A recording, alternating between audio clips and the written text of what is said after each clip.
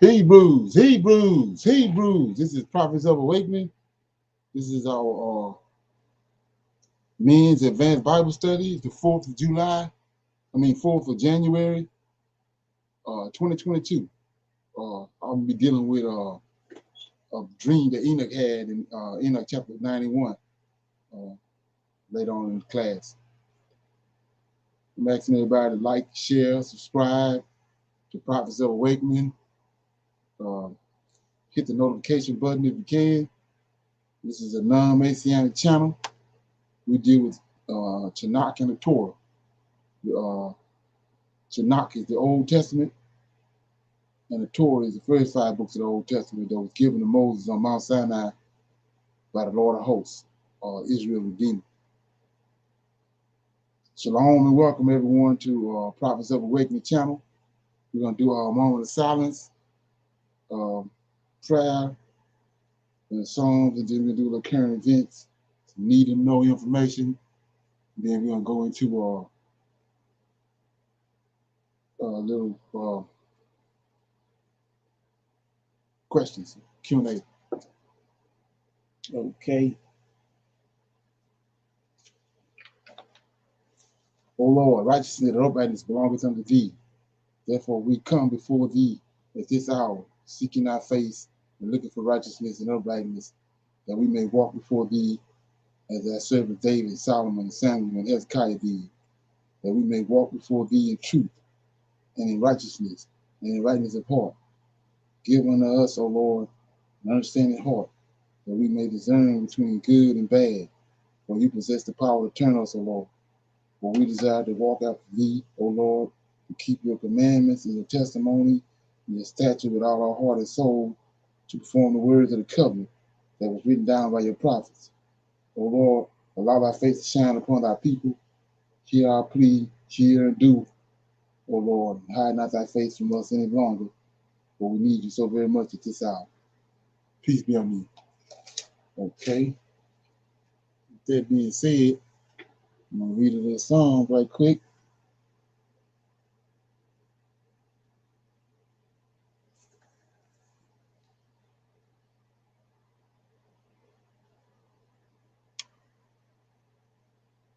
Okay.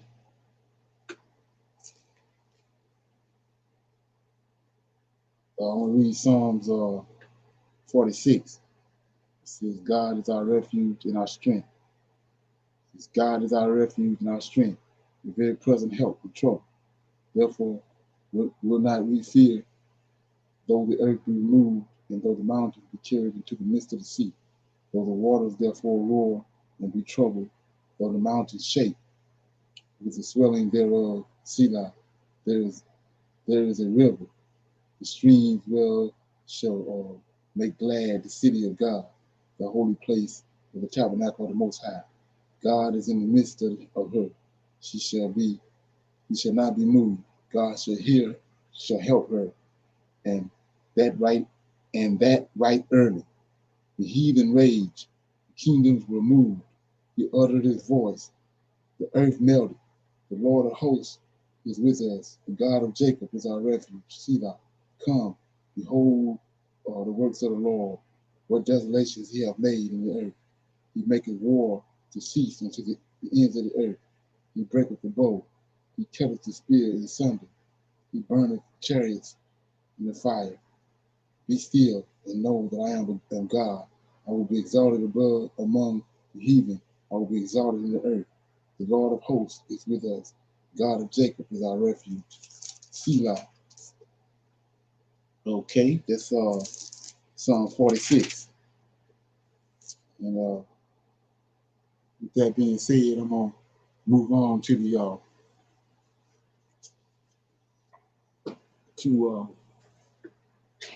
current events. And my first current event is, hit it right quick.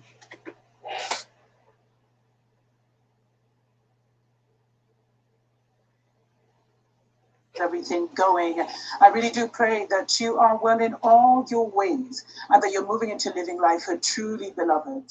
on your own terms. You know, we've been talking so long, especially the whole of last year, literally, and most of this year, about the importance of getting out of Babylon, getting off grid, stocking up on food, stocking up on water. If you found yourself in Babylon, reading up on off grid, off grid ways, stealth living, and getting tents, getting sleeping bags, sorting yourself out. And we talked about the season that is now here.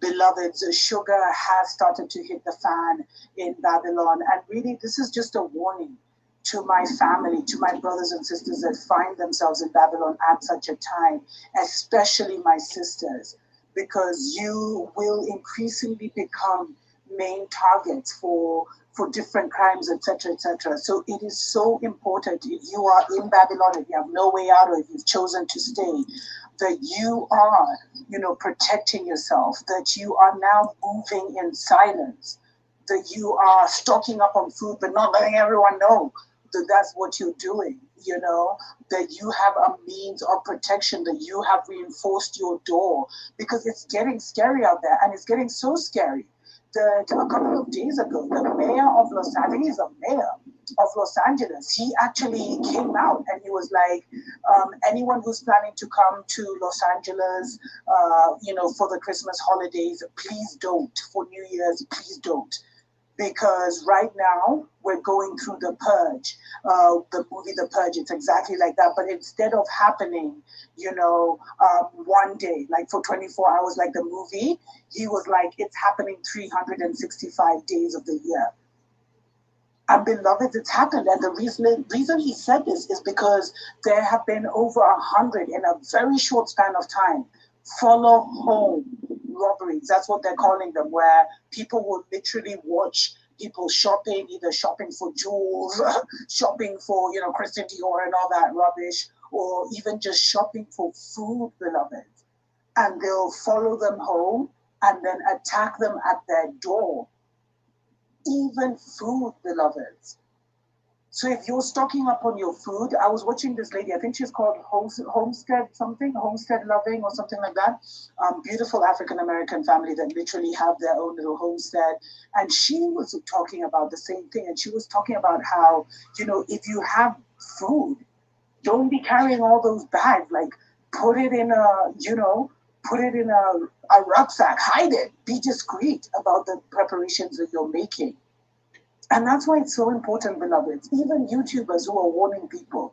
There was someone who wrote to me once and was like, oh, please show us a pantry of all the stuff you've saved up and, what your storage of what you're storing, etc., etc.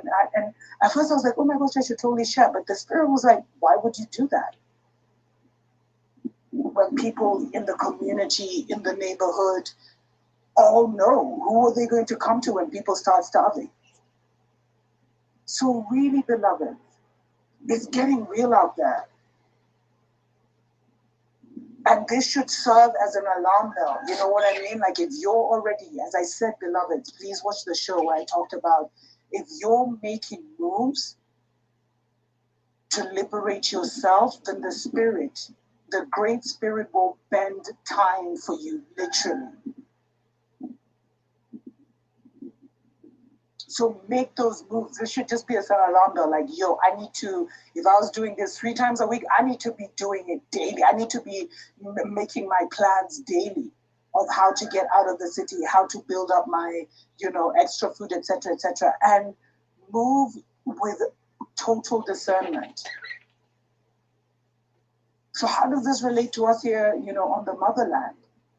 You see, on the motherland, sugar hasn't really hit the fan yet, but the prices are going up. Nearly all the nations are reliant on the dollar. So the minute the dollar goes poof,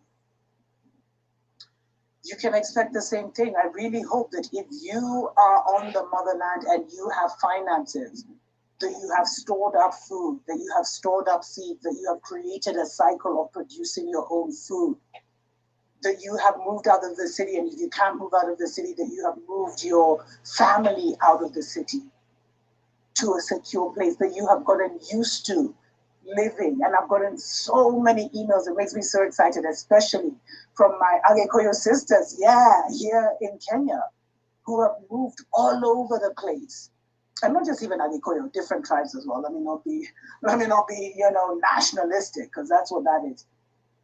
But so many women mainly have reached out to me to say they've moved out of the cities, they bought land here, they bought land there, they started farming. Some are even close to me right here on Mount Zion. So beloved, sugar is not hit, it's hitting the fan now. So you're almost at we're in stoppage time. That's actually what I should say. We are in stoppage time right now.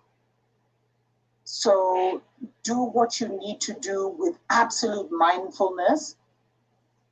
Don't delay. Kick the demon of procrastination out of your life. Do what you need to do. Beloved, I'm in the process of moving, of really moving out of the city. Like I'm in a small town.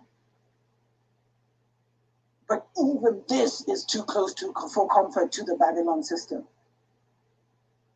So I am in the process of moving. So what I'm telling you is what I'm doing. I want to be as far away, totally in the village, And it's not even about the village, because there's also those challenges that people have found. And we've had many conversations about how, as an awakened one, sometimes moving to the village can be intense, because then there's always the village politics. But beloveds, the time has come to fully implement or complete the implementation of the plan that the Most High has given you for your life. Let's take a short break. We'll be right back. Okay. Yeah, so we see right here from what she's talking about. That's a spirit that's pretty much all over the place, where everybody is, it's time to start getting your ducks in a row, putting stuff aside, because it ain't looking good for America and the West. So if you haven't started preparing, I think it'd be a good idea to start preparing. Okay. So we're gonna go to this next current event.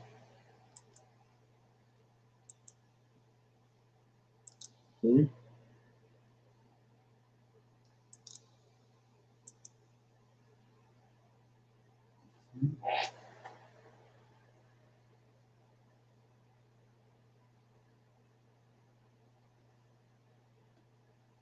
At a White House ceremony, Juneteenth became our newest federal holiday. June 19th, 1865, was the day enslaved people in Texas were the last to learn they'd been freed by President Lincoln. We thought it was the right time to explore the growing debate over reparations. Here's Mark Whitaker. The Stagville Plantation was once one of the largest plantations in North Carolina. 30,000 acres, with more than 900 enslaved people working the land. When you come to a place like this and you know that you have your own family, your own ancestors who lived under these conditions, what do you think? I don't know that you're ever prepared for it fully. Walking into the slave quarters can be an emotional experience. I'm getting ready to cry now.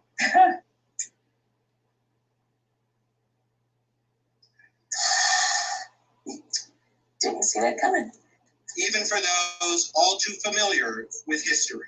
I mean, it's just extraordinary to me. The kind of daily abuse, not having control of your life, not being able to control and educate and nurture your own children. Just can't imagine what that was like. So the two things that we do the most outdoors would be hiking and going to the beach. We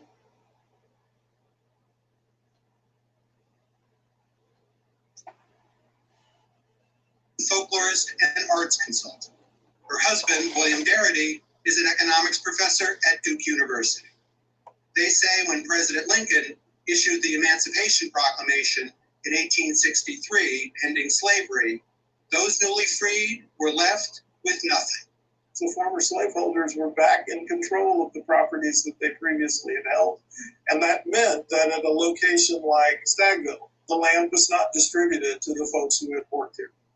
The federal government famously promised those formerly enslaved 40 acres and a mule. That promise was broken, as were many more to come. Mullen and Darity have become leading voices for the argument that, to this day, this country owes a debt to Black Americans. Reparations. Yes. We've even argued that if the 40-acre land grants had been given, we wouldn't need to have a conversation today about reparations for Black American descendants of U.S. slavery. For a lot of people, when they hear the debate about reparations, they think, this was a long time ago. What relation does it have, not only to my life, but to today's economy? So slavery, in some ways, is the first affirmative action program for white people. Free labor, how about it? As whites acquired wealth, Blacks were repeatedly shut out, largely denied land by the Homestead Act of 1862, which gave settlers territory out west, then terrorized by Jim Crow. Later, discriminated against when it came to the GI Bill after World War II, or Social Security benefits, and by redlining and other practices which prevented home ownership. Our case for reparations is anchored on the cumulative impact of racial injustice in the United States, and they're manifest in a number of atrocities that continue to the present moment, including mass incarceration, including police executions of unarmed Blacks, including ongoing discrimination in employment, credit, and housing markets. Exactly how dramatic is the racial moment? It's pretty dramatic, Mark. The most recent data we have, 2019, shows that Blacks have about 12 cents in wealth for every $1 held by whites. Ray Boshara is a senior advisor at the Federal Reserve Bank of St. Louis, where he studies inequality. The median white household has $184,000 in wealth, while the median Black household has less than $23,000. Wealth acquisition is cumulative. It happens over generations. So explain how that is different in Black America versus white America. Wealth begets wealth. That's the most fundamental principle here. In order to have wealth, you have to either get it from your government or from your family or from both.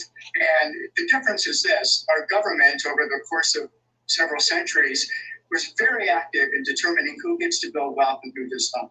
Black Americans, particularly those who have ancestors who were enslaved in the United States, constitute about 12% of the nation's population, but possess less than 2% of the nation's wealth. This leads us into what we think is the appropriate target for a reparations project, which is to bring the Black share of wealth into consistency with the Black share of the population. And we estimate that this would require an expenditure somewhere in the vicinity of 11 to 12 trillion dollars. All right, so I'm going to stop right there. And, the question is, would reparations fix the wealth gap? Yes. I mean, to me, that's a no-brainer.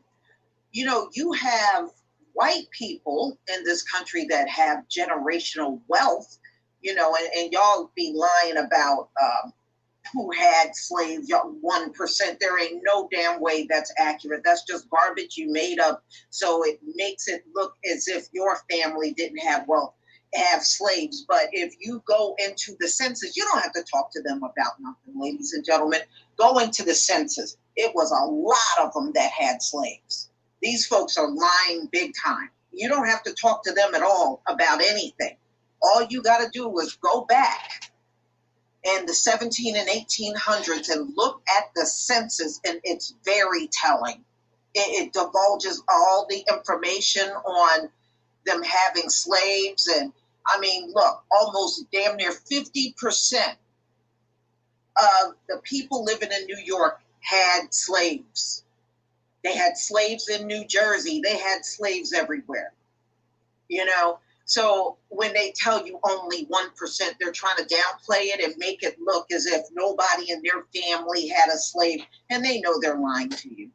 They know. They figure you have no way of knowing this, but you absolutely do through the census. You know, it's not like they were hiding the fact that they were a slave owner or had slaves when you look at the census. But the wealth gap is real, you know, and I even think back on that woman I did the video on, and she had her house appraised, and because she was a Black woman, they wouldn't give her the real value of that house. It took her bringing a white man in her house and taking all the pictures down in order for her to get the correct value of her house. See, even today, they're trying to deny Black people of any equity in their homes. They're still trying to do that to this very day. They are doing it. So, that being said, just know, yes, reparations would clear up the wealth gap. And trust me, and many of them know, once if we get reparations, we ain't gonna be bothered with them anymore. And they know that. And that's absolutely what they don't want. They want you to look like you got to depend on them. That's what they want. That's what they want. And anytime they try to tell you you depend on them, always refer them to the fact that there were hundreds of Black towns that were burnt down because those folks didn't depend on them. And we always got Black Wall Street. So there are examples in history where we did not have to depend on them, and they know it.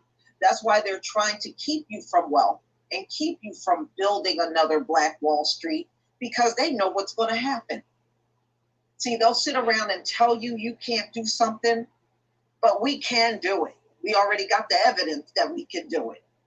Okay? Okay, yeah, so, yeah, when you start looking at that, you know, I played that because, you know, it keep coming up over and over again about this, how that they in denial that reparations is needed, not understanding that, you know, before it's all said and done, it's in the Bible, it's written, it's biblical, that they're gonna have to deal with that before it's all over and said, before it's all said and done. We have to deal with that. Okay. I got a little need to know information. It's pertaining to a topic that I've been talking about over and over again about America being our homeland. So I'm gonna play this, and then anybody got any comments? Big Judah, I'm back on your ass. I still got people coming on the channel, dropping comments in support of you and that bullshit you teach. And that's the thing. You have destroyed other Hebrews with this foolishness. Now we're going to quickly go and challenge this notion that America is our homeland. Okay, the land of Israel, Judah, land of Jacob. We're going to go over here and read in Luke, the 21st chapter. Let's go over here. And we're going to see some things. We're going to see that Hamashiach said differently. Luke 21. Luke 21 and 24, it says, "And they shall fall by the edge of the sword, and shall be led away captive into all nations. And Jerusalem shall be trodden down of the Gentiles until the times of the Gentiles be fulfilled." Okay, if this was our land, if this was the land that we were from, if this was the land of Jacob or Israel,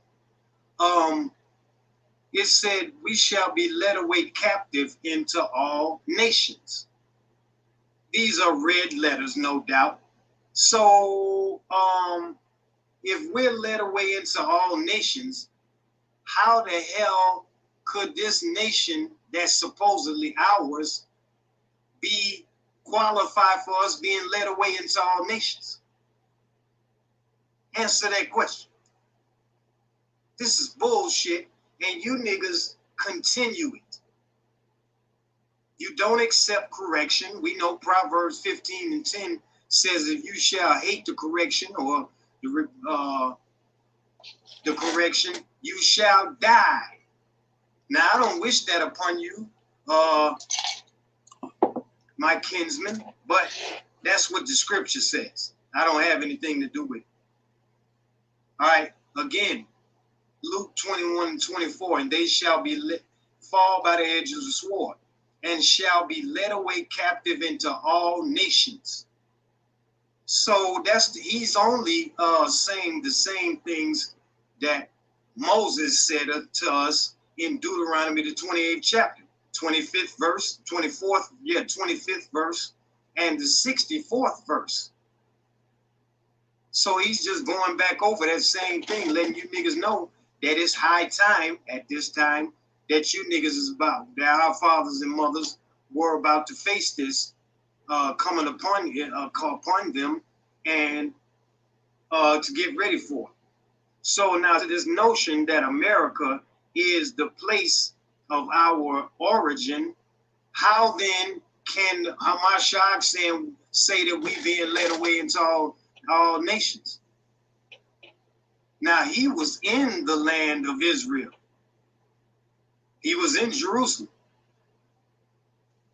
when he spoke these words. So I'm asking anybody who wants to, I know, Judah, you ain't finna say shit. If you are, get on here. Come on on here. 313-588-1423. 313-588-1423. Call me or come on the channel. Whatever you want to do is an open invitation, and break down to us how the words you speak are contradictory to the words that Hamashiach spoke.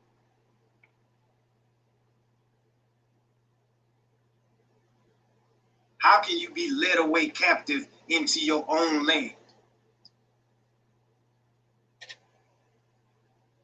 See, I'm tired of this shit because I'm having to bring reproof unto all kind of brothers and sisters. You have the scriptures, read them. They are exactly as they said. Don't come with that bullshit about the white man touched them and all of this shit. And so, nigga, it told you ships. Everything else after that, how the hell could the white man? He left that in there, but he said, I'll change up other things. Somebody come on here and show me what scriptures you're saying that the white man had something to do with. And we'll get down to reading that, and we'll come to some understanding that that's not true. Yeah, so question is, how can you be led away captive into a land, the Jews, when you're supposed to be led away captive out of your land? And that's the $1 million question for me. Yeah, so much confusion when it comes to stuff that's simple, but it's just crazy. And all you can do is let people do what they're gonna do, because you can only show them what time it is, and then they can deal with it however they want. But you can't be led away captive into your own land. Either you led out of your land into another land. It's either that or can't be led into your own land captive. Don't make any sense.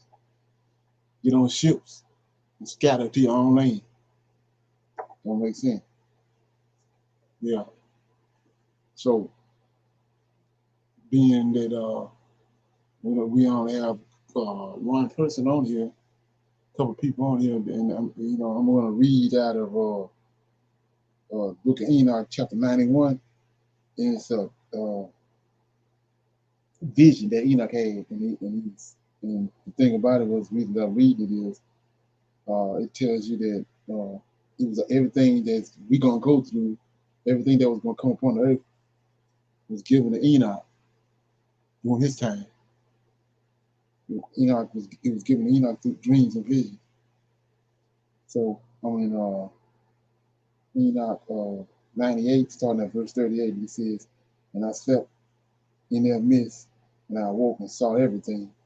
This is the vision which I saw while I slept. I awoke and blessed the Lord of righteousness and gave him glory. Then I wept with a great weeping, and my tears stayed not till I could no longer endure it. When I saw they flowed on account of what I had seen. For everything shall come and be fulfilled, and all the deeds of men in their order were shown to me. On that night I remembered the first dream, and because of it I wept and I was troubled, because I had seen that vision. And now, my son Methuselah, call to me all thy brothers, and gather together to me all the sons of thy mother. For the word calls me, and the Spirit is poured out upon me, that I may show you everything that shall befall you forever. And thereupon Methuselah went and summoned to him all his brothers, and assembled his relatives. And he spake unto all the children of righteousness, and said, Hear ye, son of Enoch, all the words of your father, and hearken aright to the voice of my mouth. For I exalt you, and say unto you, Beloved, love uprightness, and walk therein, and draw not nigh to uprightness with a double heart, and associate not with those of a double heart. But walk in righteousness, my sons, and it shall guide you on good paths, and righteousness shall be your companion. For I know that violence must increase on the earth, and great chastisement be executed on the earth, and all unrighteousness come to me. Yea, it shall be cut off from its roots, and the whole structure be destroyed. All unrighteousness shall again be consummated on the earth, and all the deeds of the unrighteousness and of violence and the transgressions shall prevail in a twofold degree. And when sin and uprightness and blasphemy and violence and all kinds of deeds increase, and apostasy and transgression and uncleanness increase, a great chastisement shall come from heaven upon all these, and the Holy Lord will come forth with wrath and chastisement to execute judgment on the earth. In those days violence shall be cut off from the root, and the roots of unrighteousness together with deceit, and they shall be destroyed from under heaven. And all the idols of the heathen shall be abandoned, and the temples burn with fire. And they shall remove from the whole earth, and they shall be cast into the judgment of fire, and shall perish in the wrath and in grievous judgment forever. And the righteous shall arise from their sleep, and wisdom shall rise and be given unto them. And after that root of unrighteousness shall be cut off, and the sinner shall be destroyed by the sword, shall be cut off from the blasphemers in every place, and those who plan violence and those who commit blasphemy shall perish by the sword. And now I tell you, my son, and show you the paths of righteousness and the paths of violence.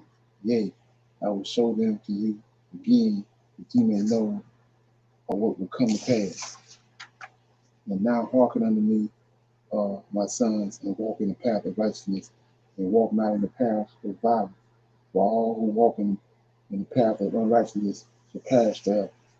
So one of the reasons reading this is, it's a lot going on when you start dealing with these scriptures, as far as, you can be zeroing in on a particular situation when there's so much other stuff tied to it. And if you don't know that it's tied to it, you come up with the wrong diagnosis. Like, for instance, like I said, he told Enoch, long before he dealt with Daniel and all them, he told Enoch everything that was going to happen on earth. He gave him dreams and visions. So when you start connecting dots, you got to go all the way back to what Enoch revealed to us, and all this, in order to connect the dots. You can't just go to one place and then say, this is it. Because there's a lot more to it than that. Yeah, so With that being said, we're gonna make this a let me see. We're gonna make this. I'll play this. I can't go. I'll play this right here before I go. This over and over again. I keep on bringing this up about the let me get it. I mean, so you can write it, divide it for yourself. I'm gonna play it. This is about the angel that's in uh, Exodus 23 and 20. Brother got posing a question about it, and this is one of the things I mean about not understanding rightly dividing scriptures and understanding, and connecting dots. Shalom Israel, no doubt, no doubt. Listen to this. You non-messianic motherfuckers. Alright? So let me tell you something. I'm on the motherfucking warpath. You are about to see an array of presentation of videos that's getting into some more shit. Look at all the shit we done been into in these 5 years. But I'm telling you, we're going into more. Right now, we're going to hear what the Father says. That's why these non-messianic, I run into these brothers and these sisters, and they always running their goddamn mouth, but when it's time to talk about the scriptures, they're never anywhere to be found. So I don't understand that, but we're going to go ahead and simplify matters and go over here to Exodus in the 23rd chapter and hear what this nigga had to say about this angel that he sent. So we're going to check that out. All right, Exodus 23 and 20, he says, "Behold, I send an angel before thee, to keep thee in the way and to bring thee into the place that I have prepared. Beware of him." Who is this angel? Because if we don't know who he is, how the fuck can we beware of him? Michael, the archangel. So you niggas need to get your shit together. Let me say this too. Let me say some things right quick. See, we need to preface the video with letting you niggas understand some things. Because I thought about it. Because you niggas done fucked up again. All you non-messianic niggas, you think you got something exclusive, something holy going on with the Father. And I'm saying to myself, like, what the fuck could that be? We're going right here to Exodus, where all the shit began. When the Father first presented, well, no, I'm not going to say presented, first showed himself unto these niggas. All right? Like I said, you niggas act like you got something holy going on with him, but you don't. And we're about to get into that today. So we're going back to at the first, we're going to Exodus 23 and 20. And because it says you must obey this nigga's voice. We're about to get into that. All right? Because how the hell you going to say something? So one of the reasons you're playing this is you got a whole wealth of information that's been revealed on Prophets of Awakening. So this character right here, he sound crazy because, I mean, he's missing a whole bunch of information. He's trying to rightly divide something, but he's missing a lot of information. It's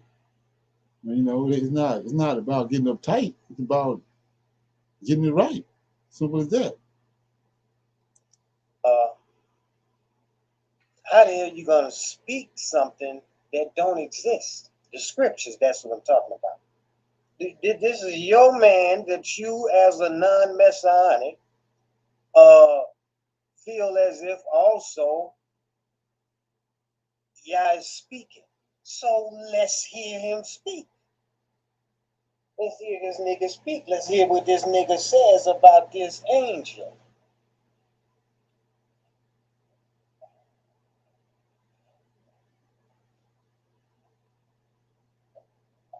Because I don't understand how you niggas is such pussies. Always making a lot of noise when you think you're on the offensive or on the hunt. And then when a nigga turn around on your ass and shows the acumen in the scriptures, your ass goes to running. This is 5 years. I've been saying this shit and I've been going. So as I learn more, I go at you in a different way. Waiting, hoping that one of you pussy niggas would step up. But since that can't happen, we're gonna move on. I'm trying to figure out like how you niggas feel like think you law keepers. This is the motherfucking law, nigga, at the first. So tell me how you feel like you niggas has got something special going on with you. Right. So when all this time in the future, in the very near future, this information gonna get revealed. You know what I'm saying? And so then, you know, you feel a certain type of way. Because you ain't right. You know? And like I said, it's a treasure trove of information that you haven't gained. You lack it. So and yeah, that's how that works. A lot of people don't understand that. It don't happen overnight. It's a process.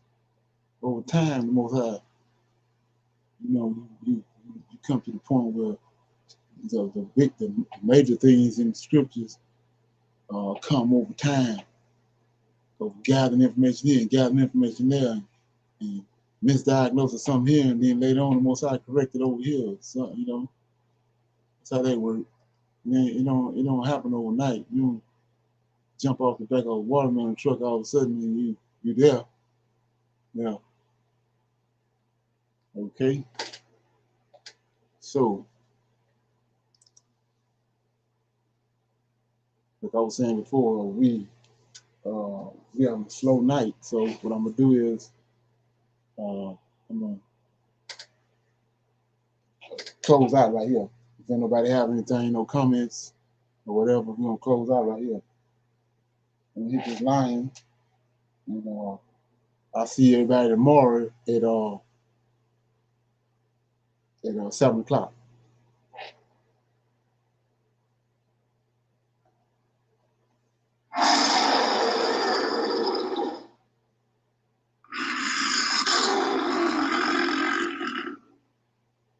Okay.